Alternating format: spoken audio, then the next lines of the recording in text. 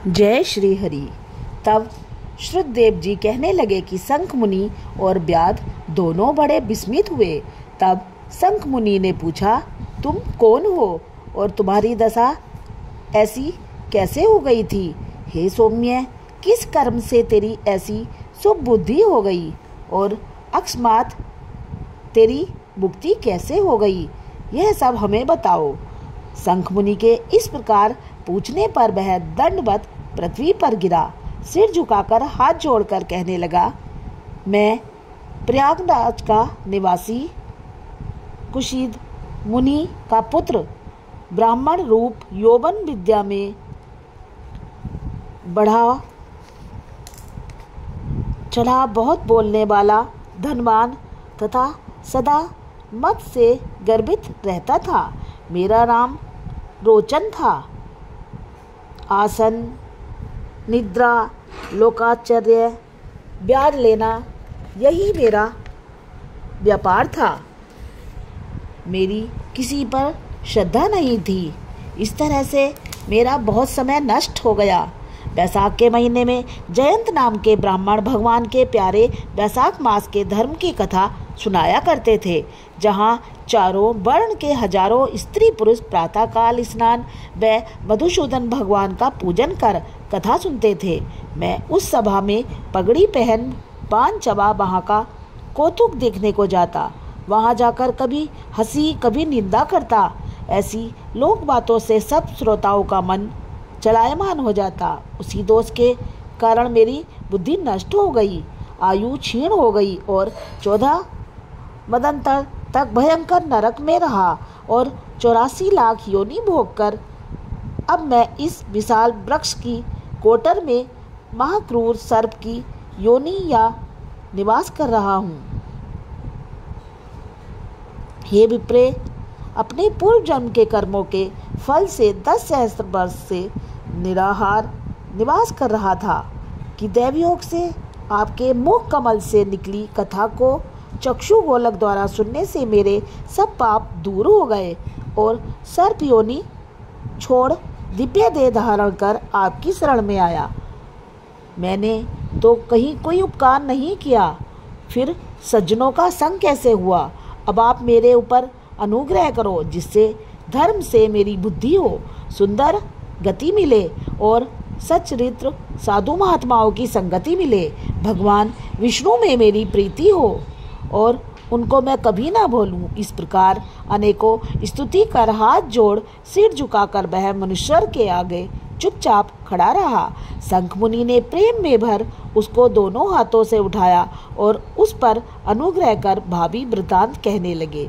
हे द्विज, वैशाख मास और भगवान विष्णु का महात्म्य श्रवण करने से तेरे सब पाप नष्ट हो गए हैं। तू क्रम से अतिवाहक लोकों को जाकर फिर वैशाख देश में ब्राह्मण के घर जन्म लेगा और वेद शर्मा नाम से प्रसिद्ध होकर सब विद्याओं में विशारद होगा। प्रत्येक जन्म में तेरी अत्यंत जाति स्मृति होगी। निसंदेह गुरु भक्त और जितेंद्रिय होकर उस जन्म में तू सदा भगवान विष्णु की कथा में तत्पर रहेगा और वैषयिक विषय के अपधर्म करेगा तथा तू सिद्धि प्राप्त कर संपूर्ण बंधनों से छूट परम धाम को प्राप्त होगा। ऐसा कह मुनीश्वर चुप हो गए। तब व्याध को देख वह पुरुष मुनीश्वर से कहने लगा, आपने मेरे ऊपर बड़ा अनुग्रह किया, जिससे मेरी दुष्ट योनि जाती रही और उत्तम गति मिली। ऐसा कहकर वह परिक्रमा दे आज्ञा ले स्वर्गलोक को गया। हे राजन, तब संध्या को जाने पर शंख मुनि ने व्याध को संतुष्ट हो सायकाल की संध्या कर भगवान विष्णु के अनेक अवतारों की कथा सुना।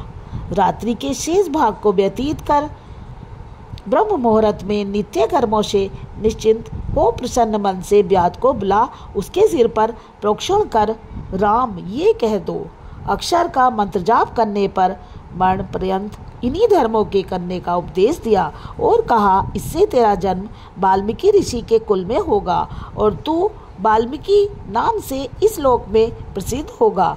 व्याध को इस प्रकार समझा बुझाकर शंख मुनि दक्षिण दिशा को चले गए। ब्याद भी थोड़ी दूर तक, जब तक नेत्रों से ओझल न हुए, उनके पीछे गया और शंख मुनि को देखता रहा। फिर हृदय में उन्हीं का ध्यान करता हुआ व्यवसायोक्त धर्मों को करता हुआ ब्याद का जन्म पूर्ण कर वाल्मीकि ऋषि के घर में जन्म लिया। एक सरोवर के किनारे कृणु नाम के मुनि तप कर रहे थे, जिनके शरीर पर बहुत काल में सर्प की बामी बन गई थी। इसी हेतु से उन्हें वाल्मीकि ऋषि भी कहने लगे। फिर तप के अंत में जब कृणु ऋषि के कानों में स्त्रियों के प्रिय शब्द सुनाई देने लगे तो उनका चित्त चलायमान होने लगा और एक भील जाति की स्त्री को ला वाल्मीकि नाम का पुत्र उत्पन्न किया। हे राजन, वह वाल्मीकि संसार में बड़े यशस्वी और विख्यात हुए। उन्होंने सर्व कर्म बंधनों को काटने वाली मनोहर छंद में राम कथा रचकर प्रसिद्धि प्राप्त की। श्रुतदेव जी बोले, इस प्रकार वैशाख मास में ब्याद के सिर्फ जूता दान करने से दुर्लभ ऋषित्व प्राप्त हुआ। जो कोई इस रोमांचात्मक, इस पाप नाशक आख्यान को सुनेगा तथा औरों को सुनाएगा, उसे मोक्ष प्राप्त होकर उसका जन्म संसार में फिर नहीं होगा और अंत में वह श्री हरि के बैकुंठ खो जाएगा। ओम जय श्री हरि।